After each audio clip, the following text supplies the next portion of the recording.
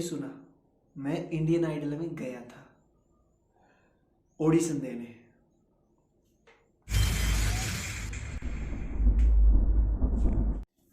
नमस्कार मेरे सारे दोस्तान ने। आज मैं कुछ खास बात आप सभी के बीच में करने आया हूँ। मैं इंडियन आइडल में गया था। आपने सही सुना, मैं इंडियन आइडल में गया था ऑडिशन देने। वहाँ पे क्या हुआ, क्या नहीं हुआ, क्यों मैं आगे नहीं बढ़ पाया, क्यों आगे नहीं जा पाया, वो आप सभी को मैं आज पूरी तरह से बताऊंगा। और उसको जानने के लिए आप सभी को ये पूरी वीडियो देखनी पड़ेगी। जब पूरी वीडियो देखोगे तभी समझ में आया, पूरा मैटर सब समझ में आएगा। सब चाहते हैं कि हम भी इंडियन आइडल में जाएं, सब चाहते हैं कि हम भी ऑडिशन दें, सब चाहते हैं कि हम भी स्टार बने, सब चाहते हैं कि हमारा भी नाम हो। आप चाहते हो ना? आप चाहते हो ना सुपरस्टार बनना? आप चाहते हो ना सबसे बड़ा सिंगर बनना? मैं भी चाहता था, हालांकि मैं भी चाहता हूं कि मैं दुनिया का सबसे स्टार सिंगर बनूं। कौन नहीं चाहता? सब चाहते हैं। और हम इंडियन आइडल में जाते भी इसी वजह से हैं कि हमारा नेम हो, हमारा फेम हो, दुनिया हमें जाने पहचाने, इसीलिए हम जाते हैं। तो फिर आज की कहानी शुरू करते हैं।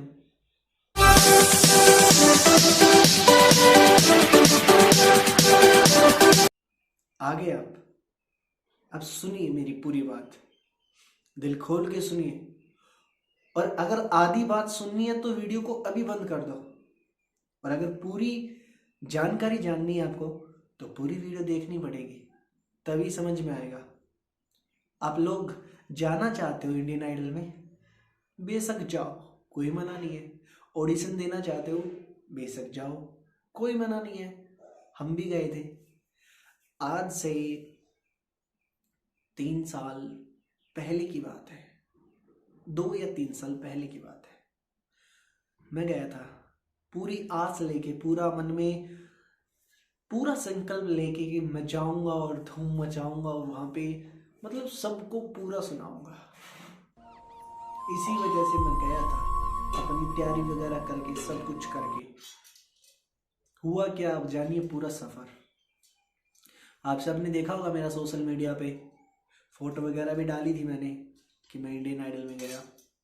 आपको पूरी कहानी बताऊंगा, बस मेरे साथ बने रहिए और चैनल को सब्सक्राइब जरूर कर देना। और वीडियो अगर अच्छी लगे तो लाइक भी बनता है, एक बनता है ना। कहानी होती है शुरुआत हिसार से, हमारे घर से, सॉरी हिसार से नहीं, हमारे घर से। यहाँ से मैं पूरी उम्मीद लेके निकलता हूँ और 1-2 घंटे में, 2-3 घंटे में मैं पहुँचता हूँ दिल्ली। मैं दिल्ली पहुँचा रात को 8 बजे। 8 बजे पहुँच के एक मेरा फ्रेंड था जो कि मेरे साथ गया था, वो भी बेचारा पूरी आस से गया था, पूरे मन में संकल्प करके गया था कि मुझे भी बनना है इंडियन आइडल।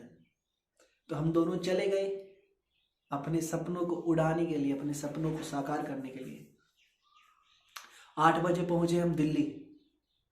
और दिल्ली पहुंचकर हमने रूम वगैरह देखा, अपना कहीं सेटलमेंट किया, क्योंकि वहाँ पे लाइन बहुत बड़ी लगती है सरकार।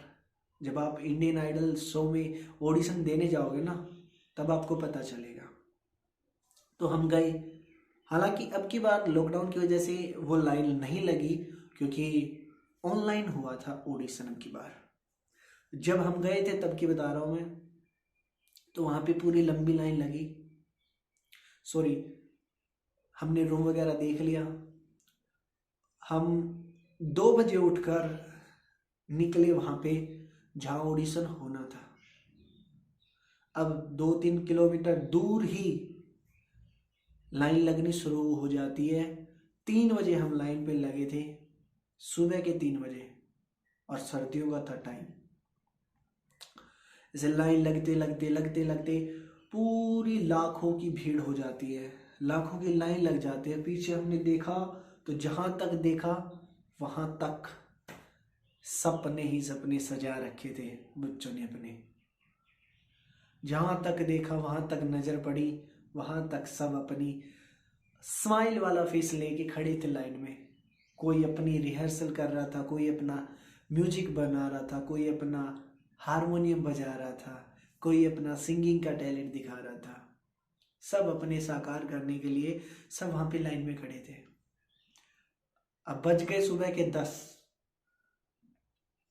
लाइन में लगे रहे, धक्का मुक्की होती रही, आगे पीछे होते रहे, आगे जाओ, धक्का, लाखों की भीड़। और धक्का मुक्की कर करके हम मेन गेट में एंट्री कर लेते हैं। जब मेन गेट में एंट्री की तो वहां पे थोड़ा सा चल के वो फॉर्म देते भरने के लिए, लो फॉर्म भर लो तुम। अब वो फॉर्म भरने के लिए हमें देखना पड़ेगा कि मतलब वेरीफाई करवाने के लिए कि हाँ कि ऑनलाइन रजिस्ट्रेशन करवाया है या कैसे किसी के थ्रू आए हो, वो सब कुछ करने के लिए हमें एक बंदा ढूंढना पड़ेगा। अब कैसे कैसे करके वो बंदा ढूंढा, फिर उसने वेरीफाई किया, फिर हमें वो फॉर्म मिला और फिर हमने वो फॉर्म फ्लिप किया वहाँ पे। सारा फॉर्म वगैरह भर के वही लाखों की भीड़ अब हमें एक साथ ले जाते हैं और बड़ा सारा हॉल होता है और वहाँ पे कुर्सियाँ ही कुर्सियाँ, सब खाली पड़ा हॉल। वहाँ पे सबको बोलते हैं कि यहाँ पे बैठ जाओ, बैठा देते हैं 2-3 घंटे।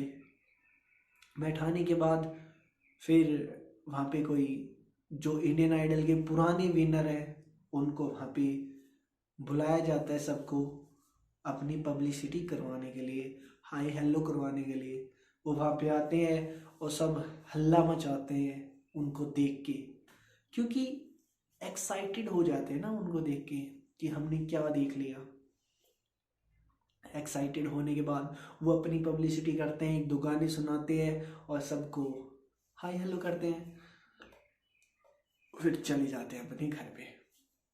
अब 2-3 घंटे बीत जाते हैं ऐसे बैठे बैठे बैठे बैठे, कुर्सी में बैठे रहो, ना खाना ना पीना कुछ भी नहीं, बैठे रहो वहाँ पे हॉल में।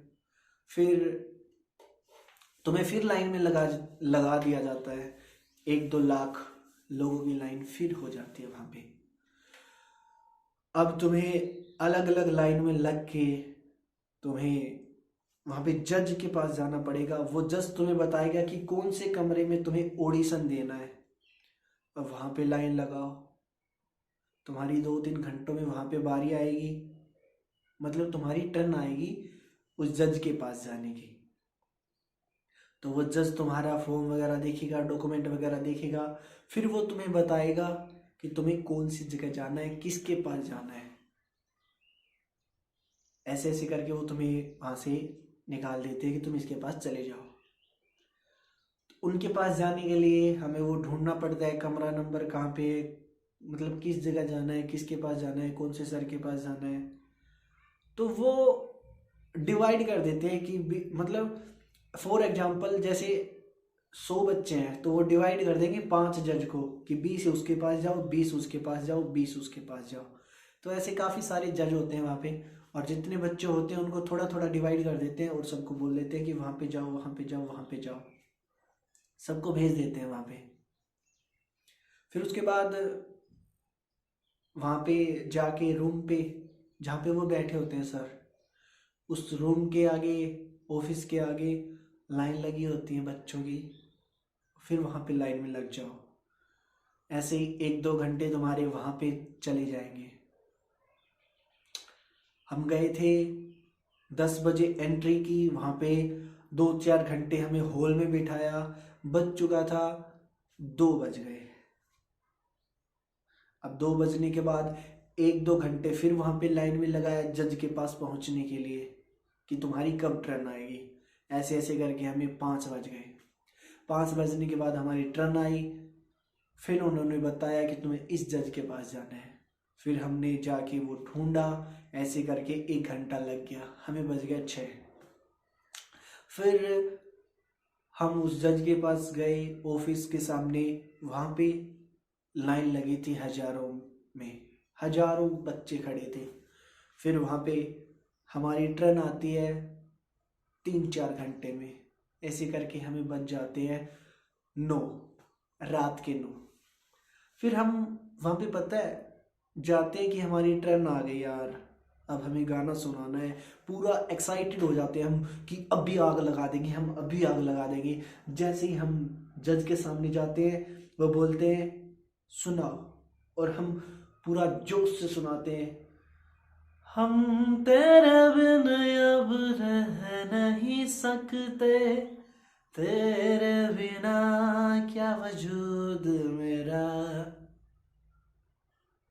सॉरी सॉरी सॉरी, इतना गाना वो सुनते नहीं है, वो सिर्फ इतना ही सुनते हैं, हम तेरे, इतने में रोक देते हैं और बोलते हैं जाओ, तुम बाहर जाओ।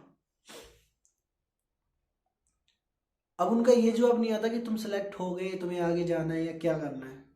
वो सिर्फ अपनी खाना पूर्ति करते हैं, वो अपनी पब्लिसिटी स्टंट दिखाते हैं, और वो फोटो वोटो लेते हैं और इंडियन आइडल के हाथ में पकड़ा देते हैं वो पोस्टर से, और दिखा दो वहाँ पे कि इतने बच्चे आए हैं हमारे इंडियन आइडल में ऑडिशन देने। वो तुम्हें कुछ नहीं कहते कि तुम सिलेक्ट हुए हो, तुम सिलेक्ट नहीं हुए, तुमने अच्छा गाया, तुमने गंदा गाया, तुमने ये गाया, तुमने वो गाया, कुछ भी नहीं कहते। और वहाँ पे रियल वाले जज आते ही नहीं है। ना नेहा कक्कर हमें वहाँ पे दिखी, ना अनु मलिक हमें वहाँ पे दिखे, कोई नहीं दिखा हमें वहाँ पे। हमें उनकी सिर्फ दिखी तो फोटोए, पोस्टर दिखे उनके।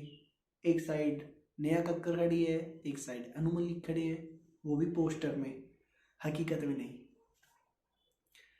तो यार मैं तुमसे एक बात पूछना चाहता हूँ, जब तुमको सेलेक्ट ही नहीं करना तो फिर ये ऑडिशन क्यों रखते हो तुम?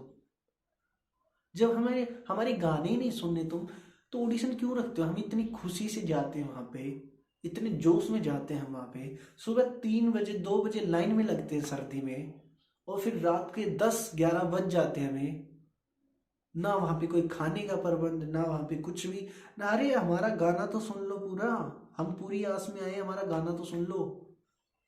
वो सिर्फ तुम्हारी एक लाइन भी नहीं सुनते और तुम्हें बोल देते हैं जाओ बताएंगे, और कुछ बताते ही नहीं है फिर।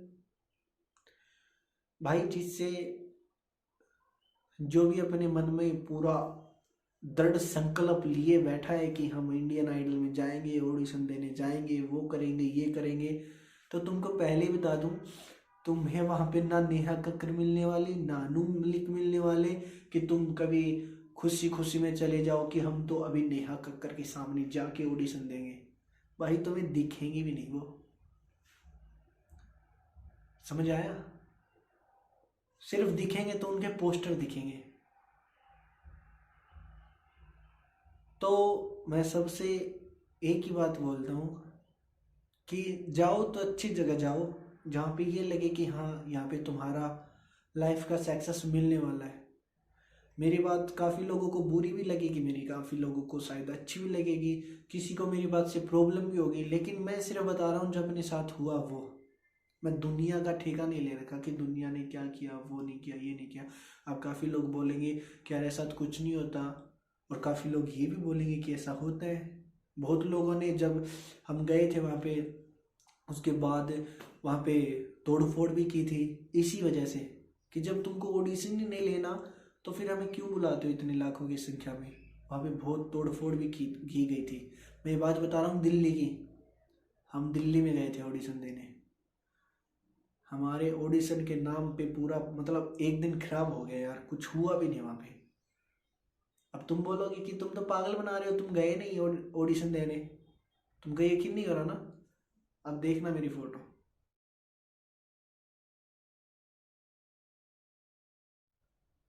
शायद तुम्हें पता चल जाए कि मैं ऑडिशन में गया था कि नहीं गया। फोटो देख लेना, ओके। और जो मेरी बात से सहमत है ना वो कमेंट कर देना और लाइक कर देना, कोई दिक्कत नहीं है। हम खुद का इतना स्टैंड बनाएंगे कि लोग हमें बुलाएंगे, डोंट वरी। बस आप अपना प्यार बनाए रखना, वीडियो को लाइक करना, शेयर करना अच्छी लगे, और कमेंट कर देना। और जो भी नया है वो चैनल को सब्सक्राइब कर लेना, मैं आपका दोस्त सुनील शर्मा, और ऐसी ऐसी खबर मैं आपके सामने लाता रहूँगा। अब बने रहिए हमारे चैनल के साथ। Love you. जय हरियाणा, जय हरियाणवी। Bye by India.